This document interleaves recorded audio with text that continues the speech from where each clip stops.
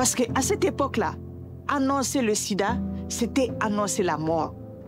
Parce qu'on était démunis, les mains nues, on n'avait rien.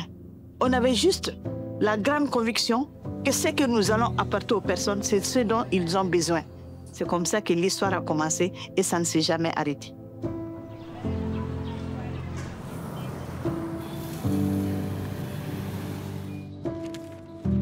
C'est en 1994 que l'association Arcade Sida est née. La lutte contre le sida, ça fait 40 ans que nous faisons la lutte contre le sida.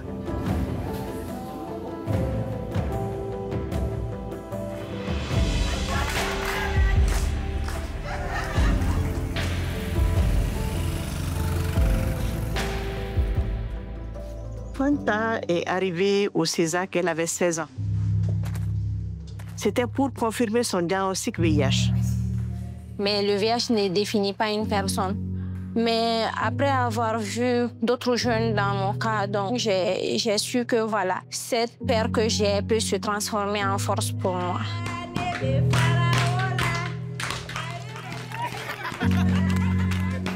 Quand je me dis, par exemple, imaginons que moi, je ne pouvais pas avoir tous ces services-là. Comment est-ce que ma vie serait aujourd'hui?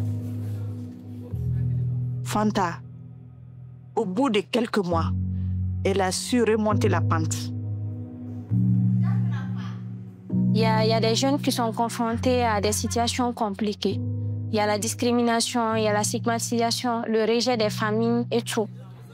Souvent, il y en a même qui abandonnent leurs écoles.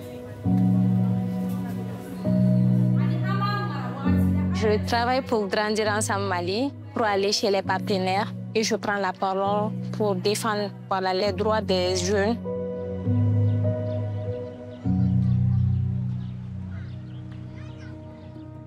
Je suis très fière de voir que ce que Fanta faisait, c'est moi qui faisais ça il y a 30 ans. J'étais là devant les gens, je les sensibilisais. J'ai des objectifs, j'ai des rêves. Et qu'un jour, on vient dire que oui, Fanta aussi, comme Dr Bintou, elle a fait tant de choses dans la lutte contre le VIH. Je suis fière de voir la jeune génération qui monte, qui se bat, qui continue à faire fédérer les autres autour d'eux. Une génération sans sida est possible.